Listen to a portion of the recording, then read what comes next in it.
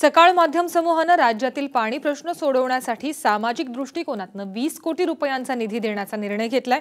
राज्याचे महसूल मंत्री बाळासाहेब थोरात यांनी ही एक सामाजिक चळवळ असून त्यामुळे लोकजागृती होत असल्याचं म्हटलंय। तसंच जलसंपत्तीचं नियोजन करण्यासाठी एक प्रभावी पाऊल असल्याचंही त्यांनी स्पष्ट केलं।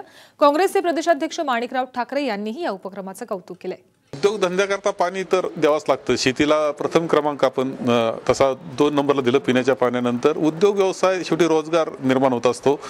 पाणी काटकसरीनं वापरणं आणि कमीत कमी पाण्यामध्ये उद्योग व्यवसाय चालवणं ही सुद्धा काळाची गरज ही झाली आहे। आणि त्यापासून निघणारं जे पाणी आहे ते पाणी जे इन्फ्लुएंट आपल्याला म्हणतो आपण प्रदूषित झालेलं पाणी ते सुद्धा कशा पद्धतीनं कमी करता येईल आणि महाराष्ट्र कोणत्याही मानवाला ते हानिकारक कसं राहणार नाही याची सुद्धा काळजी ही काळाच्या ओघात घ्यावी लागेल।